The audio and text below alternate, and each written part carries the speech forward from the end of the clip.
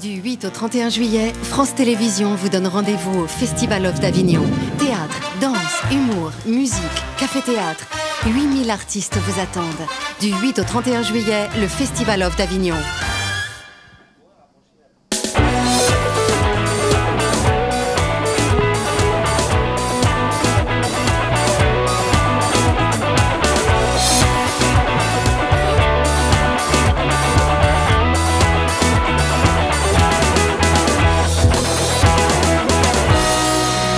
Bonjour, bienvenue dans la chaleur du Festival Off d'Avignon et depuis le chapiteau du village du Off, rue des Écoles, où nous vous recevons chaque jour pour En Direct du Off. Cette émission ce soir va être teintée de rendez-vous autour de la programmation jeune public.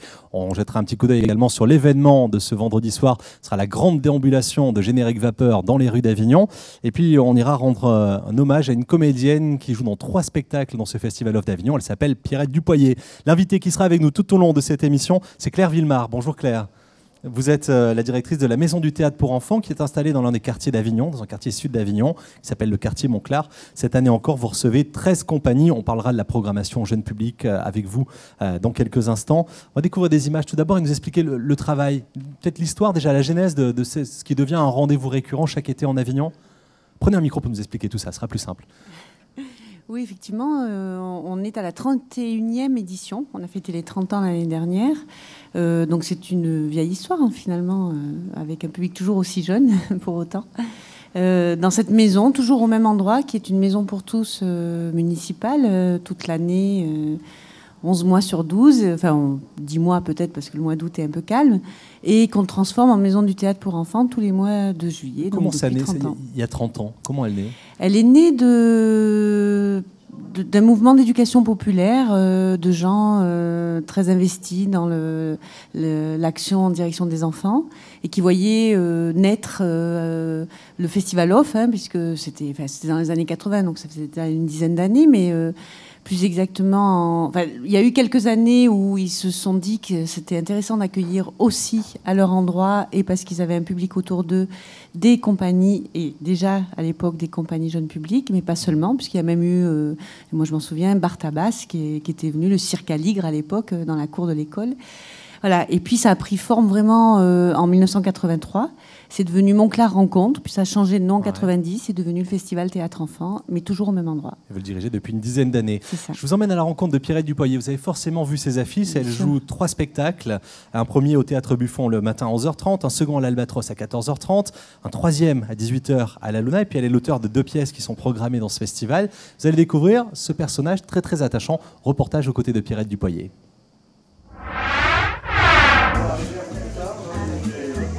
Bon. Alors, voici vos places. C'est la première fois qu'on va la découvrir. Depuis plusieurs années, on cherche à la voir. Elle fait 3 ou 4 spectacles sur Avignon. Elle vient depuis 20 ans. Oui, on a entendu parler d'elle, mais on ne connaît pas son travail, donc on vient le voir. On connaît Pierrette. On vient tous les ans voir Pierrette Dupoyer. Et puis Alexandre Devenel était aussi une personne très spécifique, quoi. C'est un véritable marathon, c'est-à-dire qu'en fait, je commence le matin avec Alexandre Davinel, donc le voyage, l'aventure de cette femme incroyable. J'enchaîne ensuite, tout de suite, là, vous voyez, il faut que dans un quart d'heure, je sois déjà dans la loge de l'Albatros pour jouer Laisse tomber la neige, où là, c'est un personnage de femme dans un enfermement psychiatrique, donc tout à fait autre chose. Il faut donc se libérer la tête et la remettre à nouveau dans un autre sens. Et dès que j'aurai fini Laisse tomber la neige, il faut que je cours à la Luna pour jouer la femme de Jean Jaurès. Donc c'est vrai que de 9h du matin à 20h, non-stop, je suis en fait sur le front, j'allais dire. Mais j'adore ça, hein, j'adore ça. Ah, il faut avouer qu'Alexandre m'a une seconde fois induit en erreur. Et cela m'a toujours beaucoup vexé. Ah, j'étais persuadée qu'une fois mariée à Marie-Thérèse, il me regretterait. Alors il faut faire ce qu'on aime, hein. C'est-à-dire que si on m'obligeait à jouer une pièce que je n'aime pas, ça n'irait pas, hein. Je serais morte de fatigue. Dire je ne fais que ce que j'aime librement, c'est-à-dire que je ne veux pas de sponsor, je ne veux pas de producteur, je ne cherche pas de subvention, je ne fais que ce que j'aime. Donc quand je monte sur scène, je défends complètement avec mes tripes, mon cœur, ma tête, tout ce que j'ai envie de partager avec le public. Donc le public nous tire vers le haut aussi.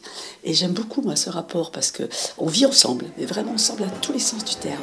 Et comme je dis souvent, bon, c'est vrai, le public, c'est notre patron, mais c'est aussi un membre de la famille qui est exigeant, qui ne vous laisse rien passer. Et à Avignon, il y a un tel brassage de gens que c'est génial. Et puis, ça fait 31 ans que je suis à Avignon. Donc, le public est très, très fidèle. Vous avez peut-être entendu dans la salle, les gens me suivent. Ils ont vu déjà au moins 5, 15, 20 pièces de moi. Donc, en fait, je me sens tenue par eux parce qu'en fait, c'est leur exigence à eux qui me force à avoir une rigueur. Alors, évidemment, je ne bois pas d'alcool, je ne fume pas, je fais du tai chi chuan, je fais des arts martiaux. Ça, c'est clair. Hein, c'est-à-dire qu'il y a une hygiène de vie à Avignon qui est absolument indispensable. Ça, c'est clair. Hein.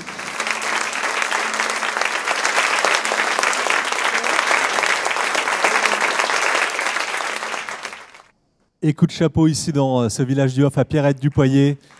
Elle est sur scène lorsqu'on enregistre cette émission. On pense très très fort à elle et grand bravo. Vous avez vu, c'est peut-être la recette pour du resté. La Star Fati et Lucie Joliot. Bonjour à toutes les deux. Bonjour. Vous jouez une version du Petit Prince.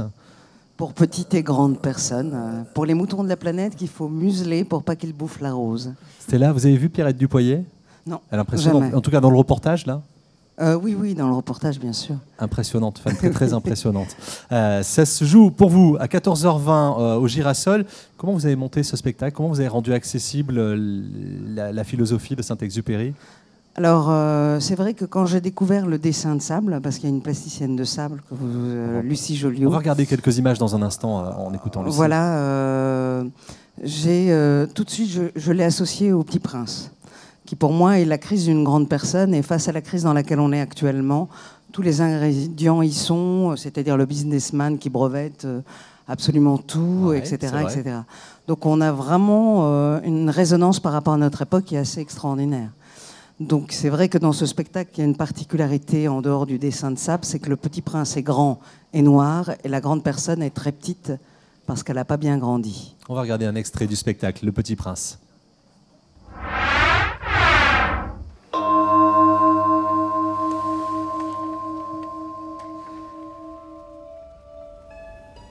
La fleur s'habillait lentement.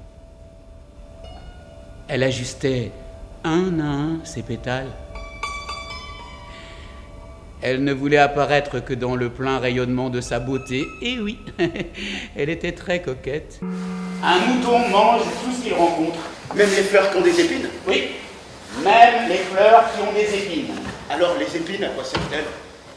Il est contraire à l'étiquette de bailli en présence d'un roi, je te l'interdis. Si votre majesté désirait être obéie ponctuellement, elle pourrait me donner un ordre raisonnable. Elle pourrait m'ordonner, par exemple, de partir avant 1 minute. Il me semble que les conditions sont favorables.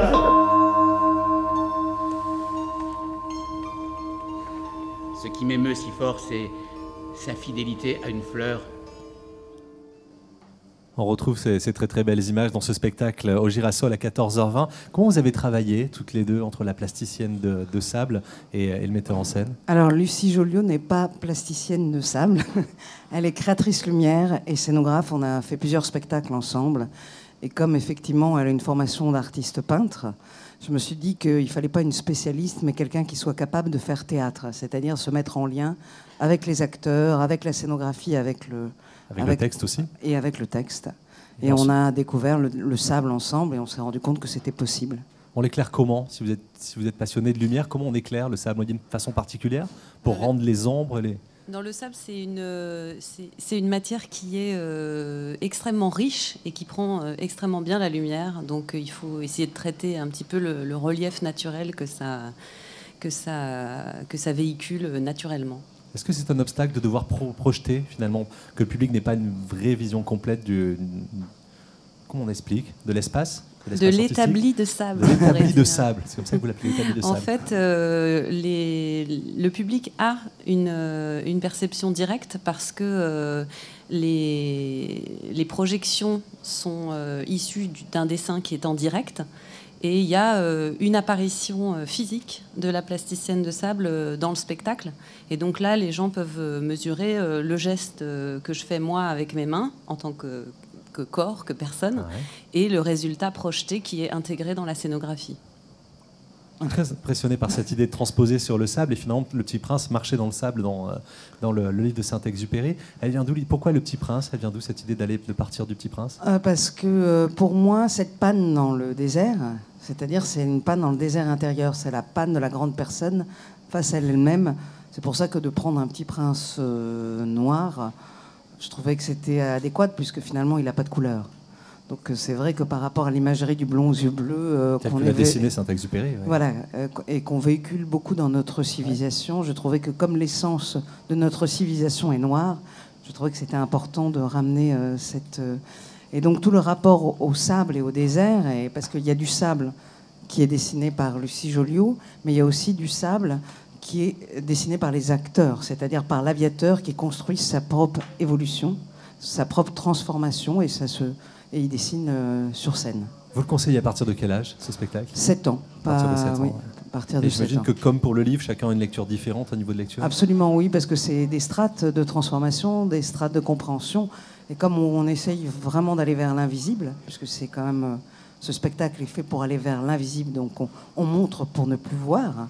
Parce que même au niveau du dessin, on finit par des ondes. Et on n'est plus dans un dessin réaliste. Voilà, donc chacun pourra voir l'invisible qu'il veut.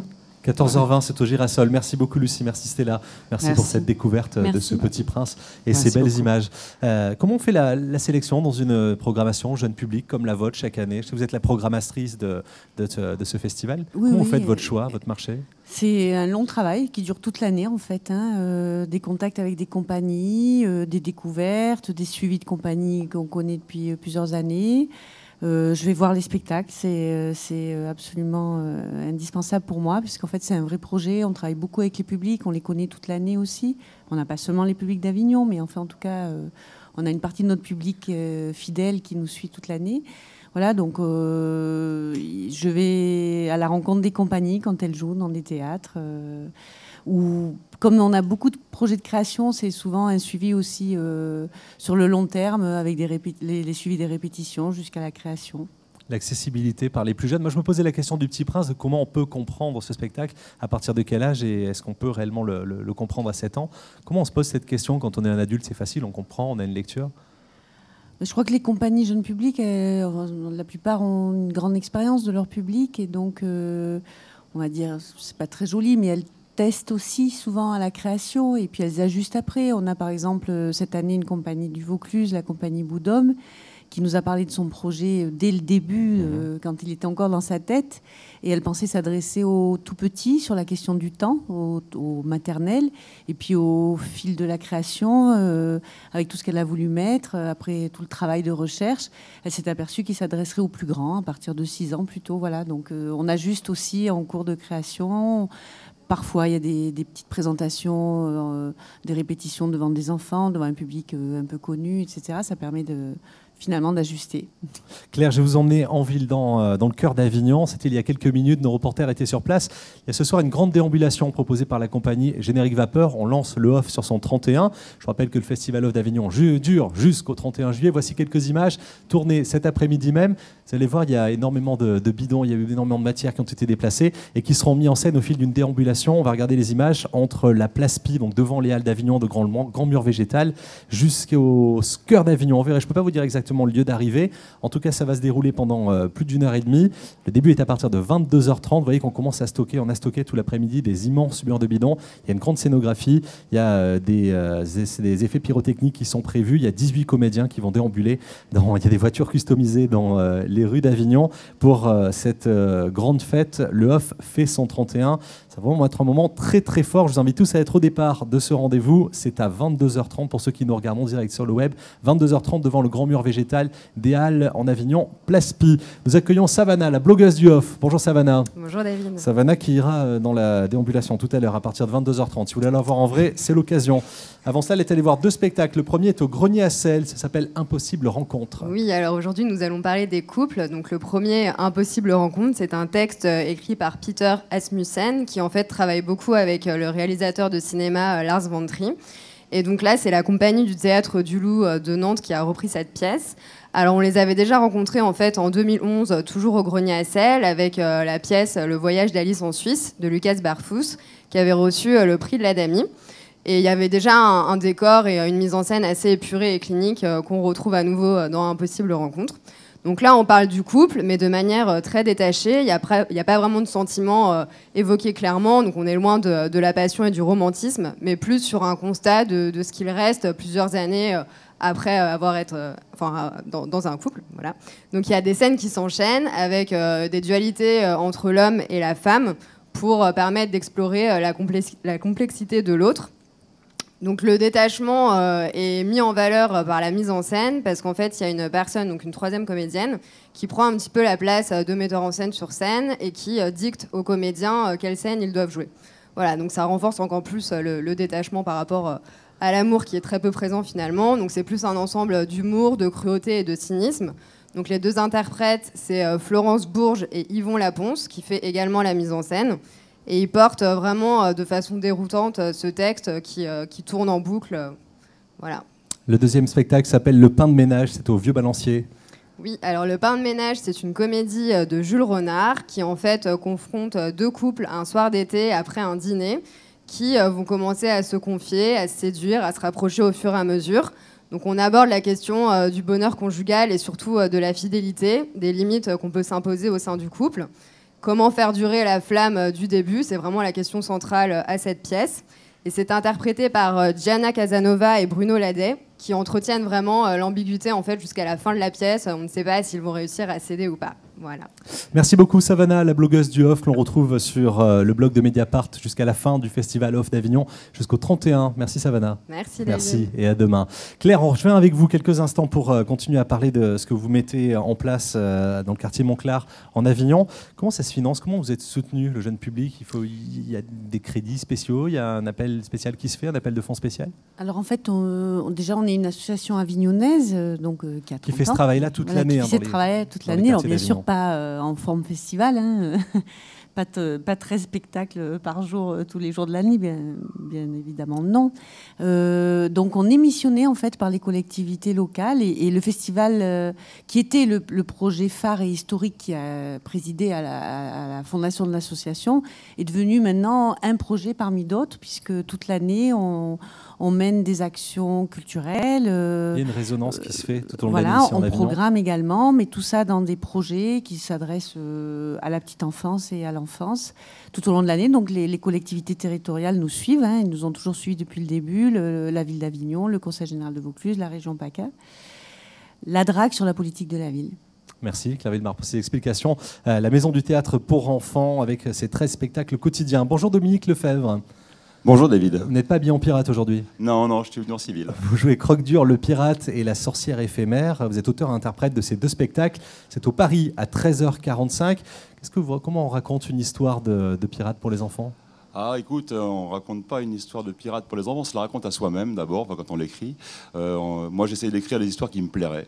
Donc voilà, c'est la petite parcelle d'enfance qui reste en moi. J'essaie de l'éveiller, puis de la faire fantasmer un petit peu là-dessus. Donc j'ai écrit une histoire de pirate, mais qui parle aussi de la vie, qui est plus généraliste. C'est aussi une histoire qui m'en parlait, l'argent, l'amour, les sentiments, enfin tout ça, tu vois.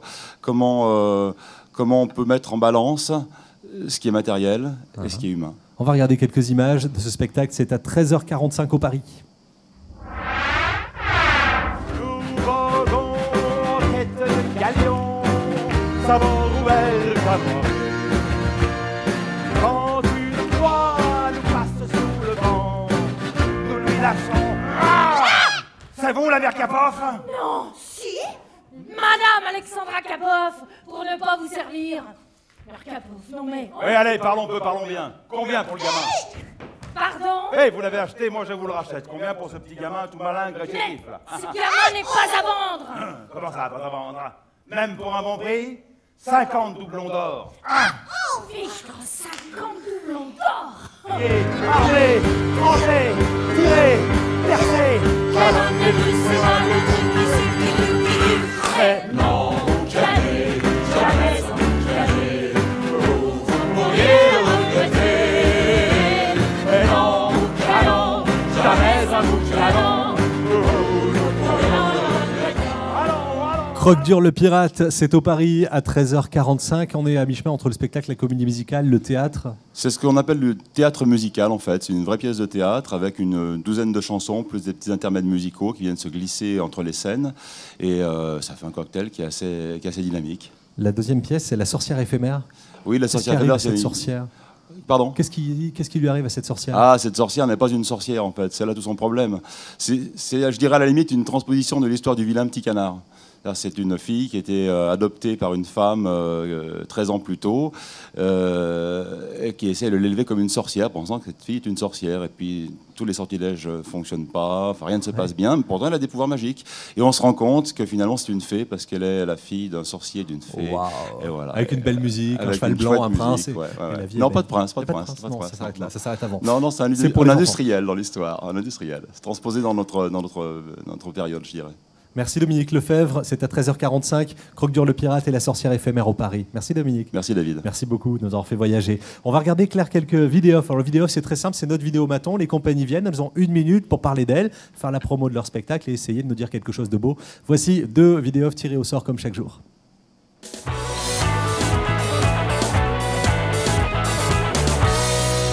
Bonjour, je suis Yogane, magicienne professionnelle.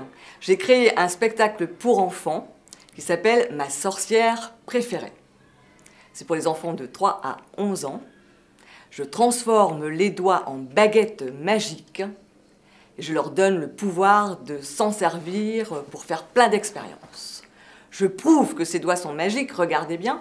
J'ai ici une ampoule et grâce à la formule magique Lumos, nous pouvons constater que les doigts sont activés. À partir de là, c'est de l'humour, de l'illusion, de la sorcellerie, de la magie blanche.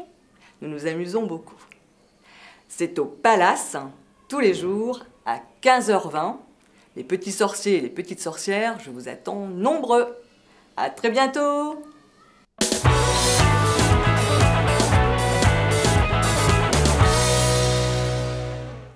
Voici la fabuleuse histoire de Michel, le mouton qui n'avait pas de chance. Michel aime les framboises et les petits nuages qui me donnent. Michel aime les framboises et les petits nuages qui me donnent. Est-ce que Michel aime le miel? Mais non, mais non, mais non. Et est-ce que Michel aime le sel? Mais non, mais non, mais non, parce que Michel aime les framboises et les petits nuages qui nous donnent. Michel aime les framboises et les petits nuages qui nous donnent. Est-ce que Michel aime les gazelles? Mais non, mais non, mais non, les gazelles font un mouton. Et est-ce que Michel aime la marelle? Mais non, mais non, mais non, parce que Michel aime les framboises et les petits nuages qui nous donnent. Michel aime les framboises et les petits nuages qui nous donnent. Michel aime les framboises. Et c'est 5 € pour les enfants.